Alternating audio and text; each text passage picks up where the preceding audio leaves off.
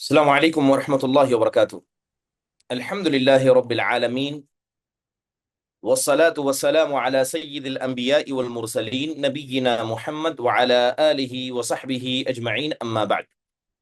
يقول الله سبحانه وتعالى: وأنذر عشيرتك الأقربين. اللہ سبحانہ و تعالیٰ کا ارشاد ہے کہ اے نبی صلی اللہ علیہ وسلم، آپ اپنے قریبی رشتہ داروں کو ڈرائیے، اللہ تعالیٰ کا پیغام پہنچائیے، شرک اور خرافات و رسوم جسے وہ ادا کرتے ہیں اس کے نتیجے اور عذاب الہی کے بارے میں آپ انہیں بتائیے۔ محترم حاضرین اور حاضرات، اس سے قبل سیرت رسول صلی اللہ علیہ وسلم میں مکی زندگی کا دور، اس کی شروعات کی جا چکی تھی، اور شروعات کے 3 سال جس میں آپ نے خفیہ دعوت کی، لوگوں کے سامنے علی اعلان آپ نہیں گئے، بلکہ آپ اپنے قریبی، اپنے پہچان کے لوگوں کے پاس جاتے، انہیں اسلام کی دعوت دیتے، وہ اسلام قبول کرتے، اور لگاتار 3 سال تک یہ خفیہ دعوت چلتی رہی۔ یہ آیت کریمہ جو ابھی میں نے آپ کے سامنے پڑھ کر سنائی،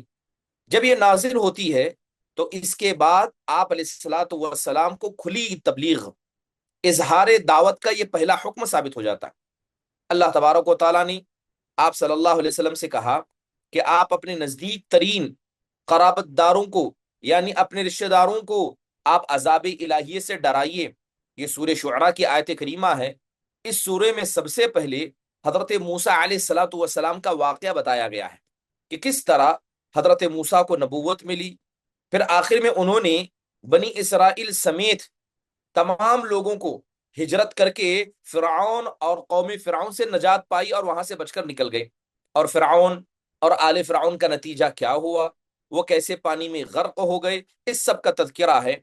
لہذا جب اللہ تعالیٰ نے حضرت موسیٰ، فرعون، قوم فرعون کو دعوت دیے اور عذاب کا جو ہوا، اللہ نے اس کا ذکر کرنے کے بعد اس کا ذکر کیا۔ محترم حاضرین، جب رسول صلی اللہ علیہ وسلم کو اپنی قوم کے اندر کھل کر تبلیغ کرنے کا حکم دیا گیا تو اس موقع پر حضرت موسیٰ کے واقعے کی یہ تفصیل اس لیے بیان کی گئی ہے تاکہ کھلم کھلا دعوت دینے کے بعد جس طرح کی تکذیب، ظلم اور زیادتی حضرت موسیٰ علیہ الصلوۃ والسلام کو دیکھنی پڑی تھی، یہ آپ کے لیے ایک نمونہ ہے، اور ویسا ہی معاملہ آپ کے ساتھ بھی ہوگا، اور جو لوگ آپ پر ایمان لائیں گے، جو صحابہ کرام ہیں، ان کے ساتھ بھی ایسا ہوگا۔ لہذا آپ اس کے لیے تیار ہو جائیے۔ دوسری طرف اس صورت میں پیغمبروں کو جھٹلانے والی اقوام جیسے فرعون، قوم فرعون، اس کے علاوہ قوم نوح، عاد، قوم ابراہیم، قوم لوط، اصحاب الایکہ، ان کا بھی ذکر کیا گیا ہے، اور ان کا انجام کیا ہوا اس کو بھی بتایا گیا۔ مقصد غالباً یہی ہے کہ جو لوگ آپ کو جھٹلائیں انہیں معلوم ہو جائے کہ تکذیب پر اصرار کی صورت میں، آپ کو لگاتار جھٹلانے کی صورت میں، ان کا انجام وہی ہونے والا ہے جو انجام قوم فرعون کا، قوم نوح کا، عاد، ثمود، قوم ابراہیم، قوم لوط اور اصحاب الایکہ کا ہوا۔ نیز اہل ایمان کو بھی معلوم ہو جائے کہ اچھوں کا انجام اچھا ہوتا ہے اور جھٹلانے والوں کا انجام دردناک ہوتا ہے۔ جب نبی صلی اللہ علیہ وسلم پر یہ پہلی آیت، یعنی یہ آیت کریمہ اتری تو آپ علیہ الصلوۃ والسلام نے بنی ہاشم کو جمع کیا، ان کے ساتھ بنی مطلب بن عبد مناف کو بھی آپ نے جمع کیا۔ کل بتایا جاتا ہے کہ لوگوں کی ایک تعداد آ گئی تھی، اس میں ابو لہب بھی آپ کی بات سن کر لپک آیا اور بولا کہ دیکھو یہ میرے چچا اور چچیرے بھائی ہیں، بات کرو لیکن نادانی چھوڑ دو۔ تو لہذا یہ وہ گفتگو کرتے کرتے آ رہا تھا، آنے کے بعد ابو لہب آتا ہے اور آ کر آپ علیہ الصلوۃ والسلام کی باتوں کو سنتا ہے۔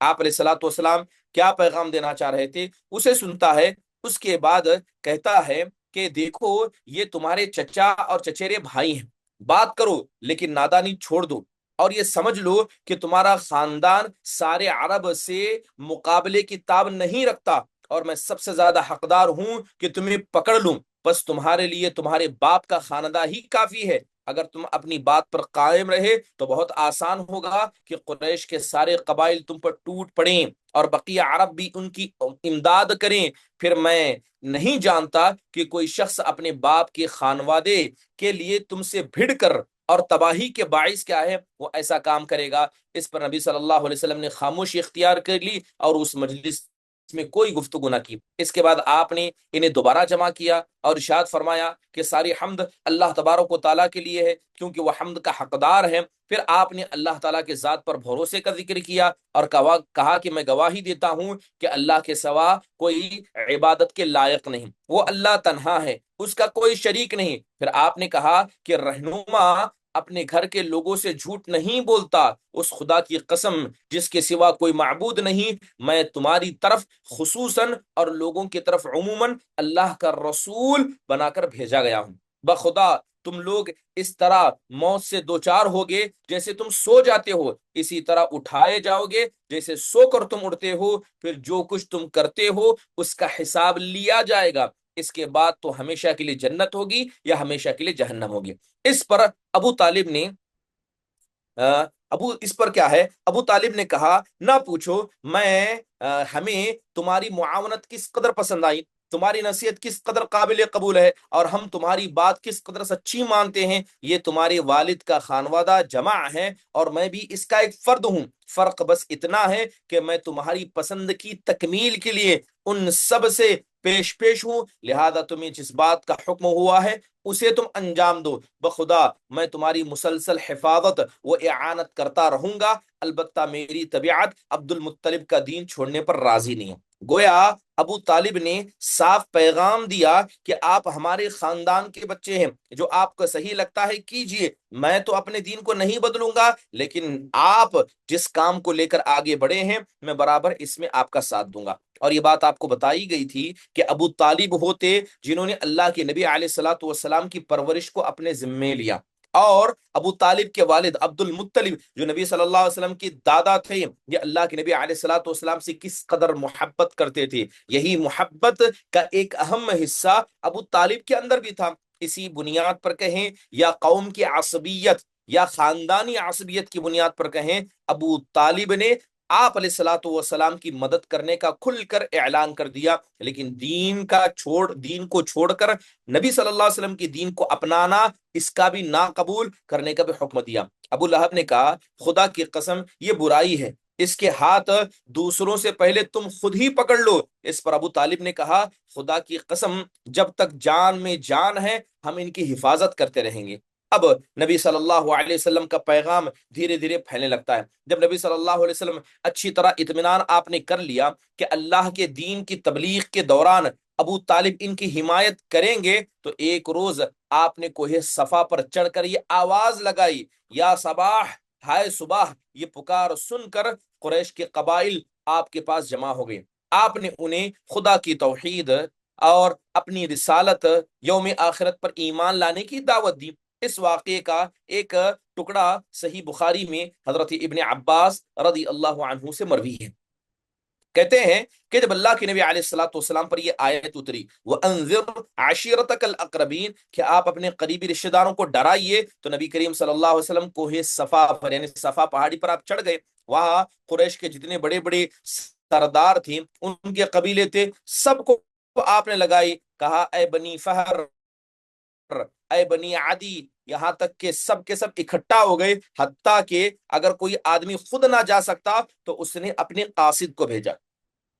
اس نے اپنی طرف سے نمائندگی کے لیے بھیجا کہ دیکھیے آخر معاملہ کیا ہے۔ غرض یہ ہے کہ جب قریش آ گئے، ابو لہب بھی آ گیا۔ اس کے بعد آپ نے فرمایا کہ تم لوگ یہ بتاؤ، اگر میں خبر دوں کہ اس وادی کے پیچھے گھوڑ سواروں کی جن کے ہاتھوں میں ہتھیار ہے ایک جماعت تیار ہے جو تم پر چھاپا مارنا چاہتی ہے، کیا تم میری بات کو مانو گے؟ تو لوگوں نے کہا کہ ہاں، ہم نے ہمیشہ آپ کو سچ بولتے دیکھا ہے، ہم آپ کی ضرور بات مانیں گے۔ تو فرمایا اچھا، تو میں تمہیں ایک سخت عذاب سے اس کے آنے سے پہلے تمہیں خبردار کرتا ہوں اور تمہیں ایک اللہ کی طرف بلاتا ہوں۔ اس پر ابو لہب نے کہا کہ تو سارے دن غارت ہو، تو نے ہمیں اس لیے جمع کیا ہے۔ اسی پر سورہ تبت یدا ابی لہب وتب نازل ہوئی، ابو لہب کے دونوں ہاتھ غارت ہو، وہ خود بھی غارت ہو جائے۔ اس واقعے کا اور ایک ٹکڑا امام مسلم نے اپنے صحیح میں حضرت ابو ہریرہ رضی اللہ عنہ سے روایت کیا ہے۔ وہ کہتے ہیں کہ جب یہ آیت کریمہ وَأَنذِرْ عَشِيرَتَكَ الْأَقْرَبِينَ اتری نازل ہوئی تو رسول اللہ صلی اللہ علیہ وسلم نے پکار لگائی، یہ پکار عام تھی اور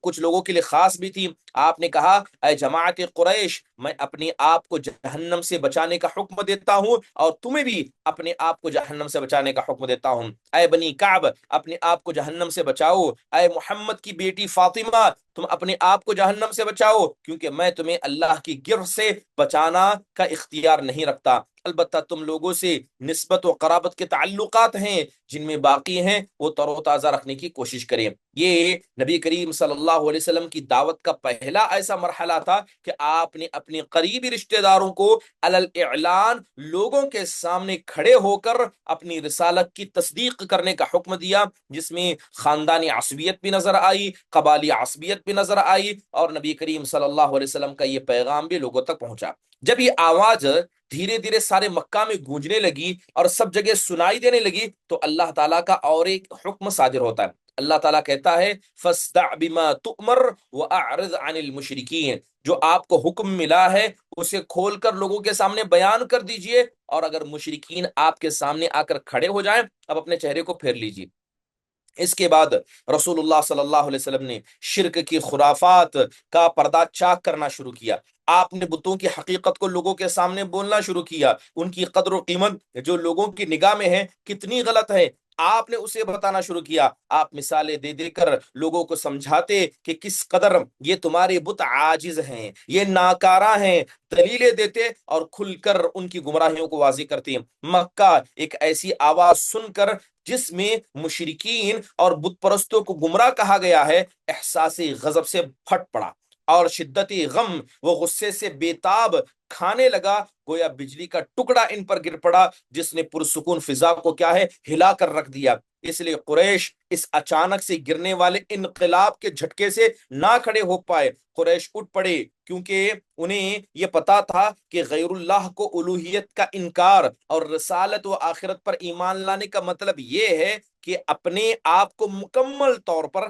اس رسالت کے حوالے کر دینا پڑے گا، اس کے بے چون و چرا اطاعت کرنی پڑے گی، یعنی اس طرح دوسرے کنارے سے دوسرے کنارے کی طرف جانا ہے۔ اس کے بعد مکہ والوں کو دینی رنگ اور اہل عرب پر جو بڑائی سرداری تھی وہ بھی ختم ہو جائے گی، اور اللہ کے رسول صلی اللہ علیہ وسلم کی مرضی کے مقابلے میں انہیں اپنی مرضی کو چھوڑ کر نبی کی مرضی پر عمل کرنا ہوگا۔ یہ ساری باتیں ان کی نگاہوں کے سامنے آنے لگی۔ صبح شام میں جن برائیوں میں وہ لت پت تھے انہیں ان کو چھوڑنا پڑے گا۔ قریش اس مطلب کو اچھی طرح سمجھتے تھے، ان کی طبیعت اس کو اچھی طرح سے جانتی تھی، اس لیے اللہ تعالیٰ نے کہا بل یرید الانسان لیفجر امامہ، بلکہ انسان چاہتا ہے کہ وہ برائی کرتا رہے، وہ برائی کو کھل کر کرے۔ قریش یہ سب کچھ جب سمجھ رہے تھے، لیکن مشکل یہ تھا کہ ان کے سامنے ایک ایسا شخص کھڑا تھا جس کو خود وہ ایک لمبے وقت تک امین اور صادق کہا کرتے تھے۔ اب یہ بات جانتے ہیں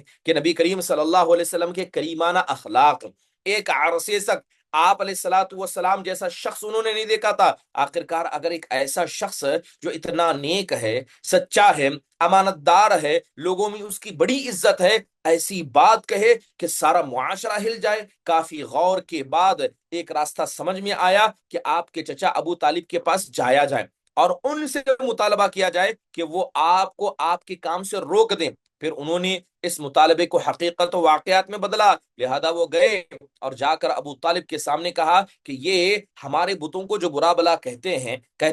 کہ ہمارے بت طاقت نہیں رکھتے، ہماری بتوں کی توہین کرتے ہیں، انہیں گالی دیتے ہیں، ہمارے آبا و اجداد کو احمق و گمراہ قرار دیتے ہیں۔ کیا کوئی آدمی اپنے باپ دادا کے ساتھ، اپنے خداؤں کے ساتھ اس طرح کا معاملہ کرے تو کیا آپ خود اس کو برداشت کریں گے؟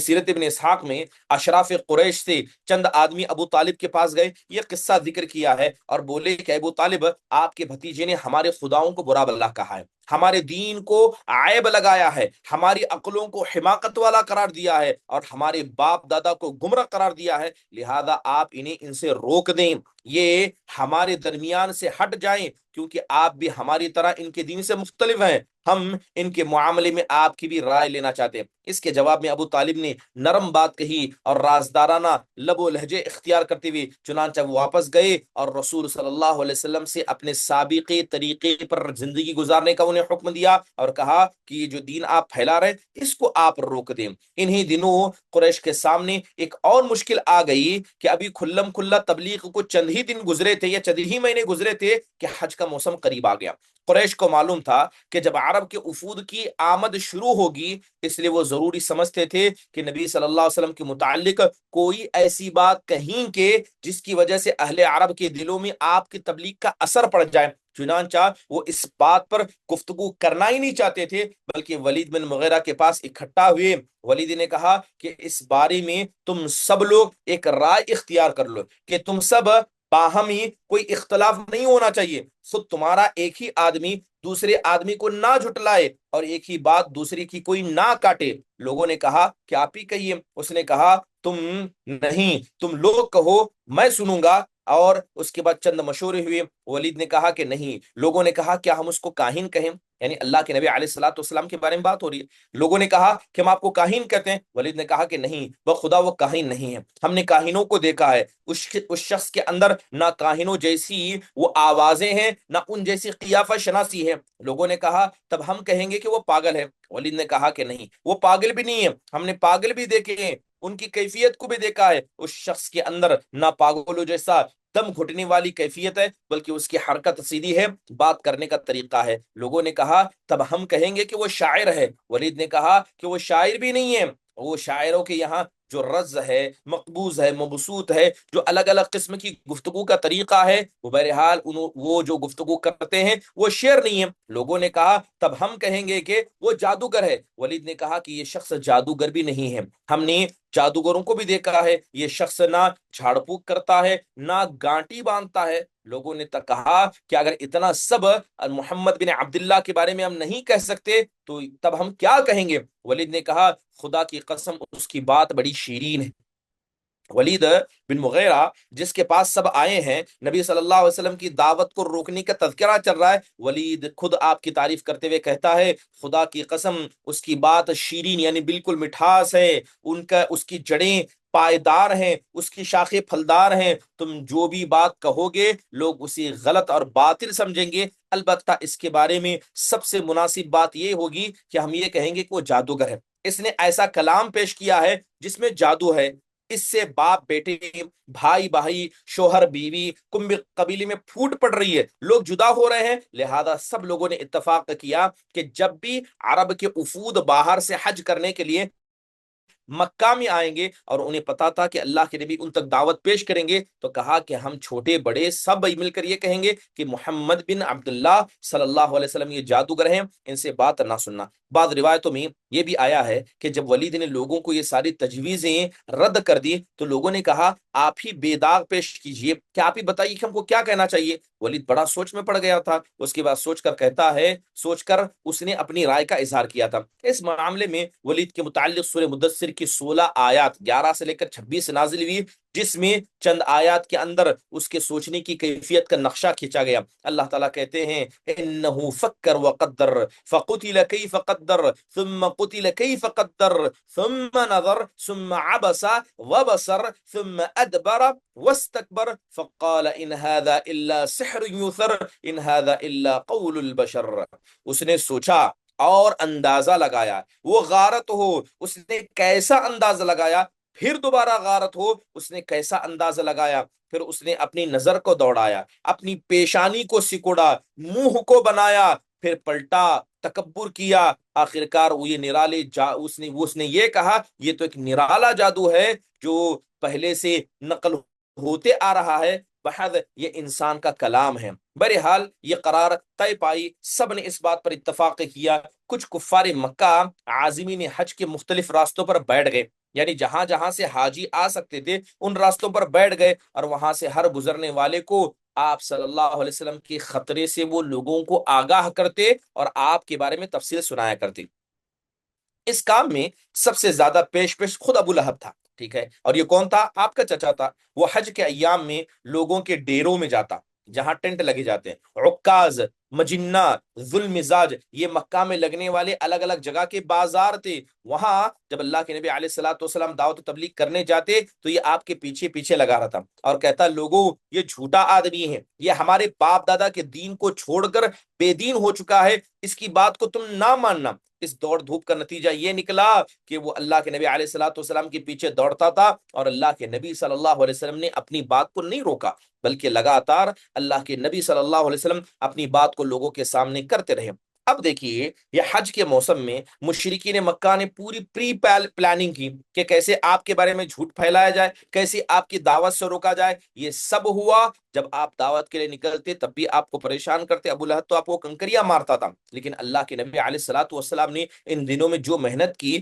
اس دوڑ دھوپ کا نتیجہ یہ ہوا کہ لوگ اس حج سے اپنے گھروں کو واپس ہوئے تو ان کے علم میں یہ بات آ چکی تھی کہ آپ صلی اللہ علیہ وسلم نے نبوت کا دعویٰ کیا ہے، اور یوں ان کے ذریعے پورے عرب کے گھر گھر میں یہ چرچا پھیل گیا تھا۔ اب دیکھیے جب قریش نے دیکھا کہ محمد صلی اللہ علیہ وسلم کو تبلیغ دین سے روکنے کی حکمت جو انہوں نے حج کے موقع پر کی وہ اس کا کوئی فائدہ نہیں ہوا، تو ایک بار پھر انہوں نے غور کیا اور آپ علیہ الصلوۃ والسلام کی دعوت کو ختم کرنے کے الگ الگ طریقے نکالے۔ اب دیکھیے کون کون سے طریقے مشرکین مکہ نے آپ کی دعوت کو آپ سے روکنے اور آپ کی دعوت کا مذاق اڑانے کے لیے۔ سب سے پہلے وہ ہنسی کیا کرتے، ٹھٹا کرتے، آپ علیہ الصلوۃ والسلام کو حقیر بتاتے، آپ کا مذاق اڑاتے، آپ کو جھٹلاتے، اور جو بھی مسلمان ہوتے انہیں بدنام کرتے تاکہ مسلمانوں کا حوصلہ ٹوٹ جائے۔ مشرکین مکہ نے نبی کریم صلی اللہ علیہ وسلم پر بےہودہ قسم کی تہمتیں لگائیں، آپ کو گالیاں دی، کبھی گالی دیتے دیتے وہ اللہ کے نبی کو پاگل کہا کرتے، وقالو یا ایھا الذی نزل علیہ الذکر انک لمجنون، ان کفار نے کہا اے وہ شخص جس پر قرآن نازل ہوا ہے یہ تو ایک پاگل ہے۔ کبھی آپ پر جادوگر اور جھوٹے ہونے کا الزام لگاتے، جیسے قرآن میں اللہ نے کہا وَعَجِبُوا أَن جَاءَهُم مُنذِرٌ مِّنْهُمْ وَقَالَ الْكَافِرُونَ هَذَا سَاحِرٌ كَذَّابٌ، انہیں حیرت ہے، خود انہیں ایک طرح کا ایک ڈرانے والا آیا، انہیں اس بات پر حیرت ہے کہ ان کے پاس ایک ڈرانے والا آیا اور کافر کہتے ہیں یہ تو جادوگر اور جھوٹا ہے۔ یہ کفار آپ کے پیچھے غضبناک ہوتے، انتقام کی نگاہوں سے آپ کو دیکھتے، ان کے مزاج میں بھڑکنا تھا، جذبات ان کے دہکتے۔ اللہ تعالیٰ نے اس کا ذکر کرتے ہوئے کہا وَإِن يَكَادُ الَّذِينَ كَفَرُوا لَيُزْلِقُونَكَ بِأَبْصَارِهِمْ لَمَّا سَمِعُوا الذِّكْرَ وَيَقُولُونَ إِنَّهُ لَمَجْنُونٌ، جب کفار اس قرآن کو سنتے ہیں تو آپ کو ایسی نگاہوں سے دیکھتے ہیں گویا آپ ان کے قدم اکھاڑ لیں گے اور کہتے ہیں یقیناً یہ تو پاگل انسان ہے۔ اور جب آپ علیہ الصلوۃ والسلام کسی جگہ تشریف لے جاتے تو آپ کے ارد گرد کمزور اور مظلوم صحابہ اکرام موجود ہوتے تو انہیں مشرکین دیکھ کر ان کا مذاق اڑاتے اور کہتے اہؤلاء من اللہ علیہم من بیننا، اب یہ بتاؤ کہ یہ جو غریب فقیر ہیں اللہ نے اپنی کتاب بھیجی، اپنا رسول بھیجا، تو کیا اللہ نے ہم مالداروں کو چھوڑ کر ان فقیروں کو اپنے دین کے لیے چنا ہے؟ کبھی اللہ تعالیٰ نے اس کا جواب دیتے ہوئے کہا الیس اللہ بأعلم بالشاکرین، جب انہوں نے مذاق اڑایا تو اللہ تعالیٰ نے جواب دیتے ہوئے کہا کیا اللہ کا جو شکر گزار کرتے ہیں اللہ تعالیٰ کو اس کا علم نہیں ہے؟ کیا اللہ کے شکر گزاروں کے سب سے زیادہ اللہ خود نہیں جانتا ہے؟ عام طور پر مشرکین کی کیفیت یہی تھی کہ جس کا نقشہ قرآن میں اللہ تعالیٰ نے کھینچتے ہوئے کہا ان الذین اجرموا كانوا من الذین آمنوا يضحكون واذا مروا بهم يتغامزون واذا انقلبوا الى اهلهم انقلبوا فكهين واذا راوهم قالوا ان هؤلاء لضالون وما ارسلوا عليهم حافظين، وہ جو مجرم تھے وہ ایمان لانے والوں کا مذاق اڑایا کرتے تھے، اور جب ان کے پاس سے گزرتے تو انہیں آنکھ مارتے تھے، اور جب اپنے گھر کو پلٹتے تو لطف انداز ہوتے ہوئے پلٹتے تھے، اور جب انہیں دیکھتے تو کہتے یہ تو گمراہ ہیں، حالانکہ ان پر نگہبانی، یعنی حالانکہ اللہ تبارک و تعالیٰ آپ سے کہتا ہے کہ ہم نے آپ کو ان کا نگہبان بنا کر نہیں بھیجا ہے۔ آپ صلی اللہ علیہ وسلم کی تعلیمات کے اندر شکوک و شبہات پیدا کیے گئے، کبھی جھوٹے پروپیگنڈے نکالے گئے، کبھی واہیات قسم کے اعتراضات آپ پر کیے گئے۔ بہرحال آپ علیہ الصلوۃ والسلام کی دعوت و تبلیغ کو روکنے کے لیے ہر طرح کا حربہ استعمال کیا گیا، یہاں تک کہ اللہ تعالیٰ نے اس جھوٹ کے بارے میں کہا اساطیر الاولین اکتتبها فہی تملی علیہ بکرۃ واصیلا، یہ تو محمد صلی اللہ علیہ وسلم جو تمہیں بتاتے ہیں اصل میں یہ پہلے زمانے والوں کے قصے اور افسانے ہیں، جنہیں محمد نے لکھ لیا ہے، لہذا یہی صبح شام تمہارے سامنے ان کی تلاوت کرتے ہیں۔ کہیں اللہ نے قرآن میں کہا ان ھذا الا افک افتراہ واعانہ علیہ قوم آخرون، یہ تو ایک محض جھوٹ ہے جسے محمد بن عبداللہ نے گڑھ لیا ہے، اور بہت سارے لوگوں نے اس جھوٹ کے گھڑنے میں ان کی مدد کی ہے۔ بلکہ مشرکین نے کہا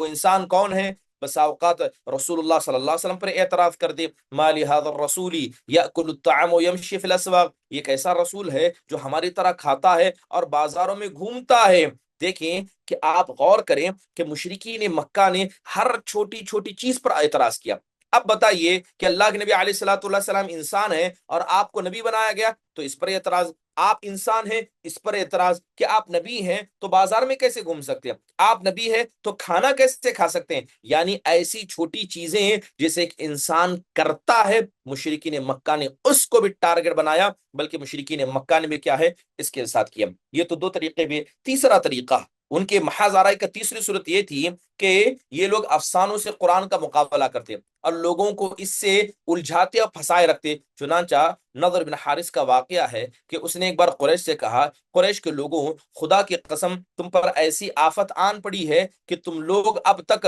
کو کوئی ڈر نہیں تھا، اب تک کوئی محمد صلی اللہ علیہ وسلم کو توڑ نہیں لا سکا، محمد تم میں جوان تھے، وہ تم میں سب سے پسندیدہ آدمی تھے، سب سے زیادہ سچے اور سب سے بڑھ کر امانت اور سمجھدار آدمی تھے۔ اب جبکہ ان کی اب جبکہ لوگ ان کی طرف آ رہے ہیں تو تمہارے پاس کچھ باتیں لے کر آئیں، تم کہتے ہو کہ وہ جادوگر ہے، خدا کی قسم وہ جادوگر نہیں ہے، ہم نے جادوگروں کو دیکھا، ان کی جھاڑ پھونک کو دیکھا، اور آپ علیہ الصلوۃ والسلام ویسے نہیں ہے، تم انہیں کاہن کہتے ہو، ہم نے کاہنوں کو دیکھا ہے، کاہن الٹی سیدھی حرکتیں کرتے ہیں، یہ وہ نہیں ہے، تم انہیں شاعر کہتے ہو، ہم نے شاعر دیکھا، اس کے شعر بنانے کا طریقہ دیکھا، یہ آپ ان میں سے نہیں ہیں۔ اس کے بعد اس نے کہا، اس کے بعد نضر بن حارث حیران ہو گیا، وہاں کے بادشاہوں کے واقعات، رستم اور بہت سارے واقعات سنانے لگا، جب رسول صلی اللہ علیہ وسلم کسی جگہ بیٹھ کر اللہ کی باتیں کرتے تو ان کی گرفت سے لوگوں کو ڈراتے، اور آپ کے بعد یہ شخص وہاں پہنچ جاتا اور کہتا کہ بخدا محمد کی باتیں مجھ سے بہتر نہیں ہے۔ اس کے بعد وہ فارس کے بادشاہوں کی، رستم کے قصے سنایا کرتا، آخر کی بنا پر محمد صلی اللہ علیہ وسلم کی بات مجھ سے بہتر کیسے ہو سکتی ہے؟ یعنی نضر بن حارث کیا کرتا، جہاں آپ بیٹھتے قرآن سناتے، اس کے بعد وہ وہاں جاتا اور جا کر بڑے بڑے بادشاہوں کے قصے سناتا، تاکہ لوگ محمد صلی اللہ علیہ وسلم کی بات سے کیا ہے حیران نہ ہو، اور محمد صلی اللہ علیہ وسلم کی بات پر انہیں تعجب نہ ہو۔ بلکہ ابن عباس کی روایت میں یہ بھی معلوم ہوتا ہے کہ نضر نے چند لونڈیاں خرید رکھی تھی، اور جب وہ کسی آدمی کے متعلق سنتا کہ وہ نبی صلی اللہ علیہ وسلم کی طرف مائل ہے تو اس پر ایک لونڈی مسلط کر دیتا، جو اسے کھلاتی تھی، پلاتی تھی، گانے سناتی تھی، یہاں تک کہ وہ اسلام سے اپنے جھکاؤ کو ہٹا لے، اور وہ مسلسل ایسا کرتا رہا۔ اللہ تبارک و تعالیٰ نے اس کے بارے میں آیت نازل کرتے ہوئے کہا، وَمِنَ النَّاسِ مَن يَشْتَرِي لَهْوَ الْحَدِيثِ لِيُضِلَّ عَنْ سَبِيلِ اللَّهِ، کہ کچھ لوگ ایسے ہیں جو کھیل کا سامان خریدتے ہیں تاکہ وہ اللہ تبارک و تعالیٰ کی راہ سے لوگوں کو بھٹکا سکے۔ محترم حاضرین، یہ تیسرا طریقہ تھا۔ ایک چوتھا طریقہ سودے بازی کا تھا، جن کے ذریعے مشرکین مکہ نے یہ کوشش کی کہ اسلام اور جاہلیت دونوں کے بیچ میں سے ایک تیسرا راستہ نکالا جائے، اور نکال کر کیا کہا جائے کہ کچھ دن آپ ہماری عبادت کیجئے، کچھ دن ہم آپ کی عبادت کریں گے۔ اللہ تعالیٰ نے قرآن میں کہا، وَدُّوا لَوْ تُدْهِنُوا فَيُدْهِنُونَ، وہ چاہتے ہیں کہ آپ دین کے مسئلے میں تھوڑا ڈھیلے ہو جائیں تو وہ بھی دین کے مسئلے میں آپ کے ساتھ ڈھیلے ہو جائیں گے۔ چنانچہ ابن جریر اور طبری کی ایک روایت میں آیا ہے کہ مشرکین نے رسول صلی اللہ علیہ وسلم کو یہ تجویز پیش کی کہ ایک سال آپ ان کی معبودوں کی پوجا کریں، ایک سال وہ آپ کے رب کی عبادت کریں گے۔ عبید بن حمد کی ایک روایت میں آتا ہے کہ مشرکین نے کہا کہ اگر ہمارے معبودوں کو قبول کر لیتے ہیں تو ہم بھی آپ کے خدا کی بات مان لیں گے۔ سیرت ابن اسحاق کے اندر بیان کیا گیا ہے کہ رسول اللہ صلی اللہ علیہ وسلم خانہ کعبہ کا طواف کر رہے تھے، اسود بن مطلب بن اسد بن عبد العزى، ولید بن مغیرہ، امیہ بن خلف، عاص بن وائل سہمی آپ کے سامنے آئے، اور یہ سب کون تھے؟ یہ سب قوم کے بڑے بڑے سردار تھے۔ بولے، اے محمد آؤ، جسے تم پوجتے ہو ہم بھی اسے پوجیں گے، اور جسے ہم پوجتے ہیں تم بھی اسے پوجو، اس طرح ہم اور تم ایک کام میں مشترک ہو جائیں گے۔ اب اگر تمہارا معبود ہمارے معبود سے بہتر ہے تو ہم اس سے اپنا حصہ حاصل کر لیں گے، اور اگر ہمارے معبود تمہارے معبود سے بہتر ہیں تو ہمارے معبود کا بہتر بھی تمہارے پاس چلا جائے گا۔ اس پر اللہ تعالیٰ نے پوری صورت قل یا ایھا الکافرون نازل فرمائی۔ ان کے اس مطالبے پر پوری سورہ کافرون نازل ہوئی، جس میں اعلان کیا گیا کہ جو تم پوجتے ہو میں اسے نہیں پوجتا، اور اس فیصلے کا جواب کن یہ ہوا کہ لوگ جھٹکار گئے۔ روایتوں میں اختلاف ہے، لیکن اس کے بعد ان کی یہ سودے بازیاں بند ہو گئی، اس کے بعد انہوں نے اس طرح کا معاملہ نہیں کیا۔ اب دیکھیں کہ جب مشرکین مکہ نے ان سارے کاموں کو انجام دیا، کوئی کام نہیں چھوڑا، بلکہ جتنے کام ہو سکتے تھے سب کو انجام دیا، عاجز آ گئے، نبی کریم صلی اللہ علیہ وسلم کو دعوت سے نہیں روک پائے۔ آخرکار کیا ہوتا ہے کہ جب کوئی بات نہیں مانتا ہے تو انسان اپنے پاور کا استعمال کرتا ہے، ظلم کرتا ہے، زیادتی کرتا ہے۔ تو چار نبوت میں جب پہلی بار اسلامی دعوت منظر عام پر آئی تو مشرکین نے اسے دبانے کی تمام کاروائیاں انجام دی، جن کا ذکر ابھی میں نے آپ کے سامنے کیا۔ یہ ساری کاروائیاں تھوڑا تھوڑا کرتے کرتے عمل میں تو آئی، ہفتوں لگے، مہینوں لگے، مگر مشرکین مکہ کے یہ سارے کام فیل ہوتے گئے۔ آخرکار انہیں ظلم اور زیادتی کا نتیجہ سامنے نظر آیا، ظلم و زیادتی کا راستہ نظر آیا، لہذا انہیں لگا کہ اب آپ صلی اللہ علیہ وسلم سے لڑائی کرنا اور آپ کے خلاف لڑنا ہی ہے۔ تو پھر جمع ہوئی 25 سرداران قریش کی ایک کمیٹی تشکیل دی گئی، جس کے سربراہ رسول صلی اللہ علیہ وسلم کے چچا ابو لہب تھا۔ اس کمیٹی نے باہمی مشورے اور خود غور کرنے کے بعد رسول اللہ صلی اللہ علیہ وسلم اور صحابہ اکرام کے خلاف ایک فیصلہ طے کیا۔ وہ فیصلہ یہ تھا کہ اسلام کی مخالفت، پیغمبر اسلام کی ایذا رسانی اور اسلام لانے والوں کو طرح طرح کا ظلم کرنا، انہیں مارنا، انہیں تشدد کرنا اور ہر ظلم کا نشانہ یہ اللہ کے نبی اور صحابہ کو بنایا جائے۔ اس طرح کا ان کا ایک عزم مصمم ہوا۔ مشرکین نے یہ قرار تو پاس کر لیا، اب اسے عزم میں، اب اسے ریالٹی میں لانے کی بات تھی، اسے امپلیمنٹ کرنے کی بات تھی، تو مسلمان اور خصوصاً کمزور مسلمانوں کے اعتبار سے یہ تو کام بڑا آسان تھا، لیکن جب بات رسول صلی اللہ علیہ وسلم کی لحاظ سے کی جائے تو یہ کام بڑا مشکل تھا۔ آپ ذاتی طور پر ایک باوقار اور منفرد شخصیت کے مالک تھے، دوست ہو دشمن ہو سب آپ کو ایک نگاہ سے دیکھتے تھے۔ آپ جیسی شخصیت کا سامنا اکرام و احترام ہی سے کر سکتے تھے، آپ کے خلاف ذلیل حرکتیں، جرأت مندانہ احمق باتیں وہ نہیں کر سکتے تھے۔ ذاتی عظمت کے علاوہ آپ کے چچا ابو طالب کی پوری حمایت آپ کو حاصل تھی، پوری حفاظت حاصل تھی، اور ابو طالب مکے کے ان گنے چنے لوگوں میں سے تھے جو ذاتی اور سوشل اور اجتماعی طور پر دونوں حیثیت سے اتنا وقار رکھتے تھے کہ کوئی شخص ان کے بات کے خلاف نہیں جا سکتا اور ان کے خاندان کے کسی آدمی کے ساتھ مار پیٹ کی جرات نہیں کر سکتا۔ اس صورت کے حال میں قریش کو سخت پریشانی ہوئی، کشمکش میں پڑ گئے کہ کیا تو کیا کیا جائے، دعوت کو کیسے روکا جائے، دنیا اب نبی کریم صلی اللہ علیہ وسلم کی دین کے سربراہ ہیں، کب تک آخر کار کیا ہے اسے برداشت کیا جائے۔ بالآخر مشرکین نے ابو لہب کی سربراہی میں نبی صلی اللہ علیہ وسلم اور مسلمانوں پر ظلم کا آغاز کر دیا۔ اب ابو لہب کون ہے؟ خود آپ کے خاندان کا ہے۔ جب آپ کے خاندان کا آدمی آپ پر ظلم کرے گا تو آپ کے خاندان کے لوگ فوراً خلاف میں نہیں آئیں گے، بلکہ انہیں سمجھانا چاہیں گے۔ اس نے بنی ہاشم کے مجلس میں جو کچھ کیا، پھر وہ کوہ صفا پر حرکت کیا، اس نے نبی کریم صلی اللہ علیہ وسلم کے ساتھ بدتمیزی کی۔ بعض روایت میں یہ بھی آیا ہے کہ اس نے کوہ صفا پر نبی صلی اللہ علیہ وسلم کو مارنے کے لیے ایک پتھر بھی اٹھایا تھا۔ بعثت سے پہلے ابو لہب نے اپنی دو بیٹوں عتبہ اور عتیبہ کی شادی نبی صلی اللہ علیہ وسلم کی دو بیٹیوں رقیہ اور ام کلثوم سے کرائی تھی، لیکن جیسے ہی نبی کریم صلی اللہ علیہ وسلم کو نبی بنا کر بھیجا گیا، اس نے مارے دشمنی کے نبی صلی اللہ علیہ وسلم کی دونوں بیٹیاں رقیہ اور ام کلثوم جو ابو لہب کی بیٹوں کی بیٹیاں تھیں، یعنی گھر کی بہویں تھیں، ان دونوں کو زبردستی طلاق دینے کا حکم دیا۔ اس طرح جب نبی صلی اللہ علیہ وسلم کے دونوں صاحبزادے عبداللہ کا انتقال ہوا تو ابو لہب نے اس قدر خوشی ہوئی کہ وہ دوڑتا ہوا اپنے ساتھیوں کے پاس گیا، انہیں خوشخبری سنائی کہ محمد صلی اللہ علیہ وسلم کی نسل ختم ہو گئی ہے، یعنی آپ کے بیٹے عبداللہ کا انتقال ہوتا ہے۔ ابو لہب خوش ہوتا ہے، جا کر اپنے دوستوں سے کہتا ہے کہ دیکھو محمد ابن عبداللہ جو کر رہے ہیں، ان کی نسل میں اب ان کے بیٹے نہیں کر سکتے کیونکہ ایک ہی بیٹے تھے، ان کا انتقال ہو گیا۔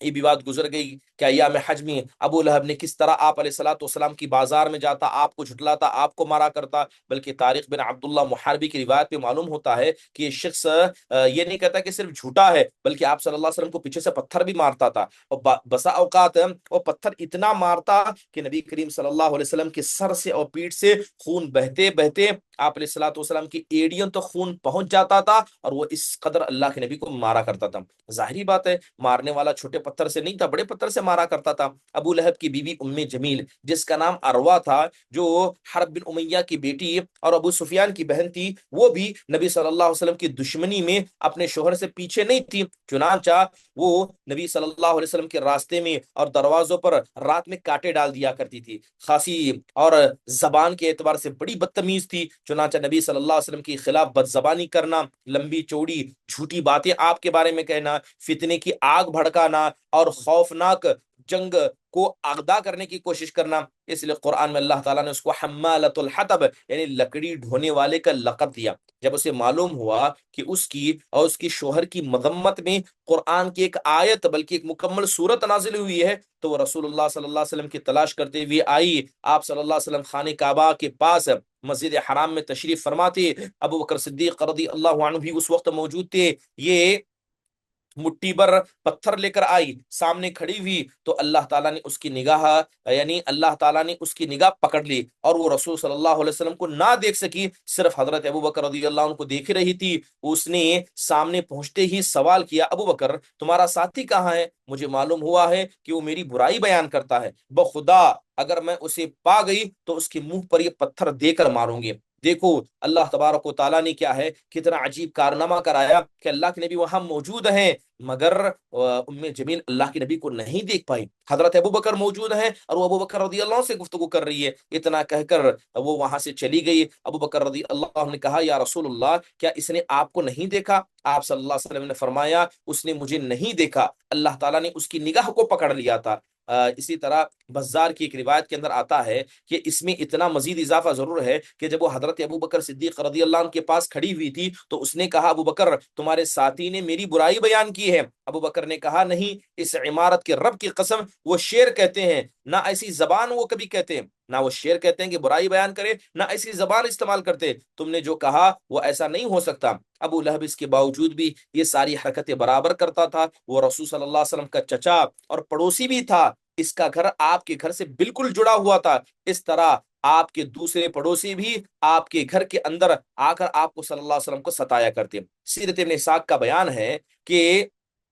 جب ایک گروہ آپ کے گھر کے اندر آیا، رسول صلی اللہ علیہ وسلم کو تکلیف دے رہا تھا، وہ یہ تھا کہ ابو لہب، یعنی وہ کون تھا؟ اس میں ابو لہب تھا، حکم بن ابی العاص بن امیہ، عقبہ بن ابی معیط، عدی بن حمرہ اور ابن الاسدہ ہودری، یہ سب آپ کے پڑوسی تھے۔ ان میں سے حکم بن ابی العاص کے علاوہ کوئی بھی مسلمان نہیں ہوا۔ ان کے ستانے کا طریقہ یہ تھا کہ جب آپ نماز پڑھتے تھے تو کوئی شخص بکری کی بچے دانی جو بکری کے پیٹ میں ہوتی ہے، اس طرح لا کر آپ صلی اللہ علیہ وسلم کے اوپر پھینک دیتے تھے۔ چولہے پر ہانڈی چڑھائی جاتی تو بچے دانی اس پر پھینک دیتے تھے، اور آپ صلی اللہ علیہ وسلم مجبور ہو کر آپ صلی اللہ علیہ وسلم کو وہاں سے گھر بدلنا پڑا۔ بہرحال جب آپ علیہ الصلوۃ والسلام پر گندگی پھینکی جاتی تو آپ اسے لکڑی سے لے کر باہر نکالتے، دروازے کے باہر پھینک دیا کرتے تھے، اور آپ کہتے، اے بنی عبد مناف، یہ کیسی دوستی ہے، یہ کیسی دشمنی میرے ساتھ ہے کہ اس طرح کا معاملہ کیا جائے۔ عقبہ بن ابی معیط اپنی بدبختی اور خباثت میں سب سے بڑھ گیا،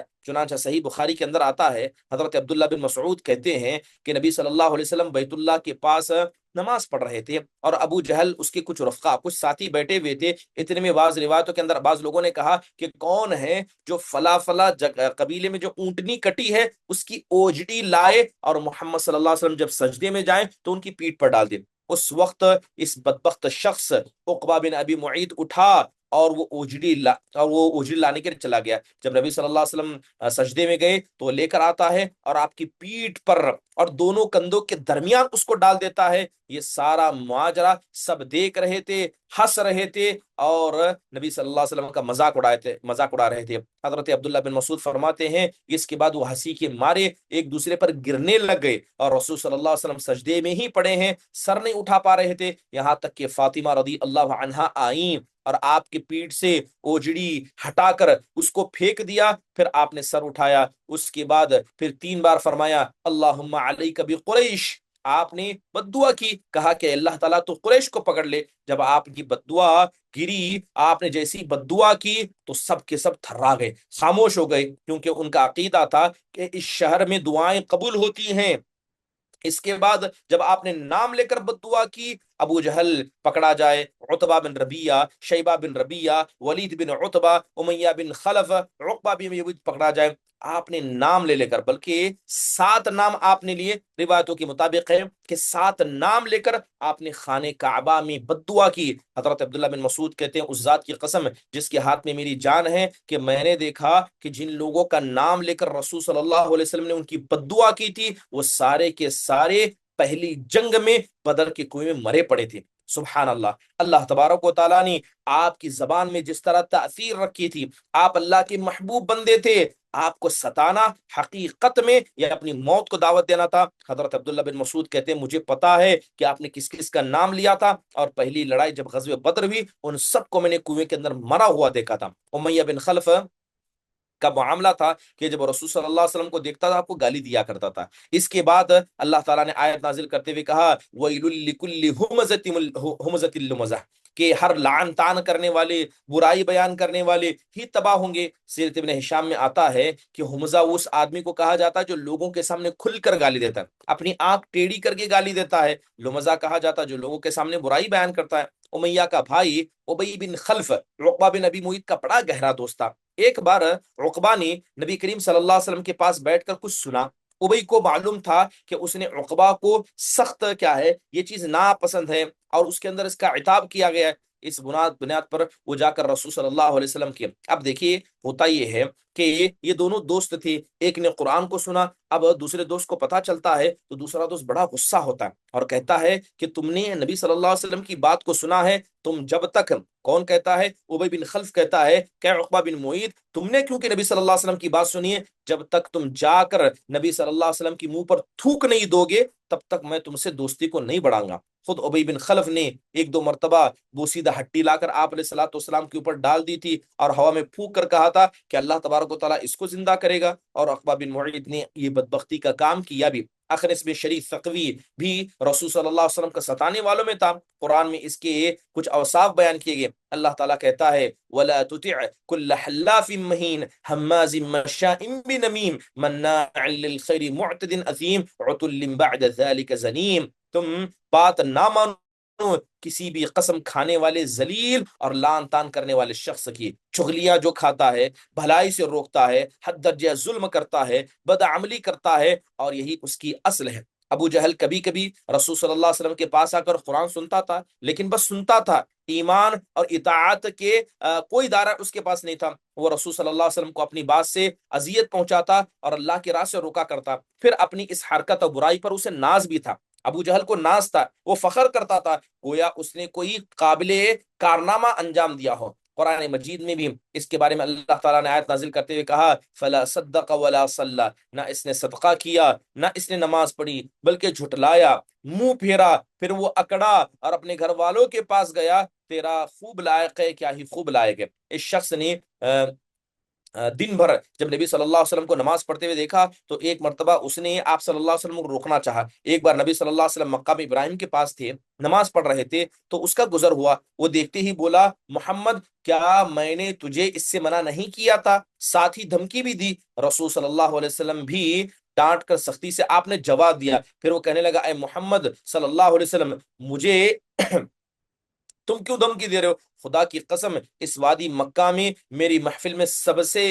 سب سے بڑی ہے۔ اس پر اللہ تبارک و تعالیٰ نے آیت نازل کی، جب اس نے کہا کہ آپ مجھے دھمکی دے رہے ہیں، میرے ساتھی اس مکہ میں سب سے زیادہ ہیں، اگر ان کو بھی بلا دوں تو آپ کا سفایا ہو جائے، تو اللہ تعالیٰ نے آیت نازل کرتے ہوئے کہا فَلْيَدْعُ نَادِيَهُ سَنَدْعُ الزَّبَانِيَةَ، یہ کہتا ہے کہ اس کے ساتھی ہیں، اس کے بہت سارے دوست ہیں، آپ کہیے کہ تم اپنے دوستوں کو بلاؤ، ہم بھی جہنم سے فرشتوں کو بلائیں گے، ہو جائے مقابلہ کہ دیکھیں کہ کون کیا ہوتا ہے۔ ایک روایت میں آ چکا ہے کہ رسول صلی اللہ علیہ وسلم کو اللہ تعالیٰ نے قرآن میں آیت نازل کرتے ہوئے کہا اولا لک فاولا ثم اولا لک فاولا، تیرے لیے بہت ہی زیادہ موضوع ہے، تیرے لیے بہت ہی زیادہ محظوظ ہے۔ اس پر اللہ تعالیٰ کے دشمن کہتا ہے اے محمد مجھے دھمکی دے رہے ہو، خدا کی قسم تم اور تمہارا پروردگار میرا کچھ نہیں کر سکتے، میں مکہ کی دو پہاڑیوں کے درمیان چلنے والوں میں سب سے زیادہ معزز ہوں، سب سے زیادہ بہتر ہوں۔ بہرحال اس ڈانٹ کے باوجود ابو جہل اپنی حماقت سے باز نہیں آیا، بلکہ وہ آپ کے صلی اللہ علیہ وسلم کے ساتھ بدبختی کیا کرتا۔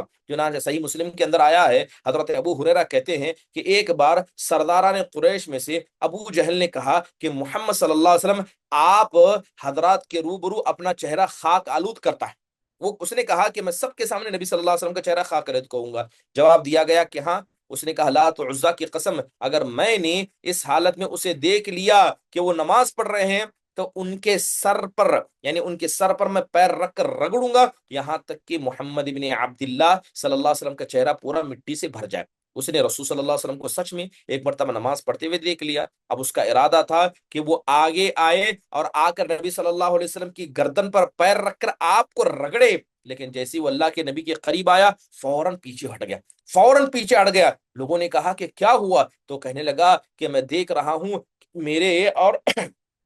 محمد کے بیچ میں ایک خندق ہے اور اس کے اندر میں پروں کو دیکھ رہا ہوں۔ اللہ کے نبی علیہ الصلوۃ والسلام کہتے ہیں کہ خدا کی قسم اگر وہ مجھے مارنے ستانے کے لیے قریب آتا تو فرشتے اس کی بوٹی بوٹی نکال دے، اس کے ہاتھ اور پیروں کو کھینچ لیتے، اس کے ٹکڑے ٹکڑے کر دیتے۔ محترم حاضرین، اس طرح کی ہزاروں تکلیفیں جناب محمد الرسول اللہ صلی اللہ علیہ وسلم کو دی گئیں، اور یہ پریشانیاں آپ علیہ الصلوۃ والسلام کی ذات کی حد تک کوئی نہیں تھی۔ یہ پریشانیاں آپ علیہ الصلوۃ والسلام کی ذات کی حد تک نہیں تھی، بلکہ لگاتار آپ کو اس کا نشانہ بنایا گیا تھا۔ انشاءاللہ تعالی آئندہ آنے والے درس میں بتایا جائے گا کہ اور کیسی تکلیفیں اللہ کے نبی کو مکہ میں دی گئیں، اس کے ساتھ صحابہ کو کس طرح نشانہ بنایا گیا۔ یہ ساری باتیں ہمارے لیے عبرت ہیں، ہمارے لیے نصیحت ہیں کہ کس طرح یہ دین اسلام ہم تک پہنچا ہے، کتنی قربانیاں اللہ کے نبی نے دی ہیں، کتنی قربانیاں صحابہ نے دی ہیں، کتنی تکلیفیں اللہ کے نبی نے برداشت کی ہیں اور کتنی تکلیفیں صحابہ نے برداشت کی ہیں۔ یہ دین ہم تک محنتوں کی بنیاد پر، قربانیوں کی بنیاد پر پہنچا ہے، اور یہ دین ہم سے بھی اس طرح کی محنت اور قربانی چاہتا ہے۔ اللہ تبارک و تعالی ہم سب کو جناب محمد الرسول اللہ صلی اللہ علیہ وسلم کا متبع سنت بنائے، آپ صلی اللہ علیہ وسلم کے صحابہ جیسا جذبہ ہم کو عطا کرے، اور اللہ ہم کو توفیق دے کہ دین کی خاطر ہم بھی ایسی قربانیاں دیں، دین کی خاطر ہم بھی برداشت کرنے والے بن جائیں۔ یقین جانیے اللہ تعالیٰ کہتا ہے ان تنصر اللہ ینصرکم ویثبت اقدامکم، اللہ تعالیٰ کا دین بے نیاز ہے، اللہ کو ہماری ضرورت نہیں ہے، لیکن ہمیں اللہ کی ضرورت ہے، ہمیں کامیاب ہونے کی ضرورت ہے۔ لہذا اللہ کہتا ہے کہ اگر تم اللہ کے دین کی مدد کرو گے اللہ تمہاری مدد کرے گا۔ تو اگر ہم اپنی مدد کرنا چاہتے ہیں تو دین کی مدد کریں، کیونکہ ہمارا سب سے بہترین مددگار اللہ سبحانہ و تعالیٰ ہوگا۔ اللہ تعالیٰ ہم سب کو صحیح دین پر عمل کرنے اور جناب محمد الرسول اللہ صلی اللہ علیہ وسلم کی سیرت کو پڑھنے کی توفیق نصیب فرمائے۔ کسی کو کوئی سوال ہو تو مختصر انداز سے پوچھ لے۔ چلے ٹھیک ہے، تو ختم مجلس کا اعلان کیا جاتا ہے۔ ختم مجلس کی دعا پڑھیے، سبحانک اللہم و بحمدک اشہد ان لا الہ الا انت استغفرک و اتوب الیک۔ السلام علیکم ورحمۃ اللہ وبرکاتہ۔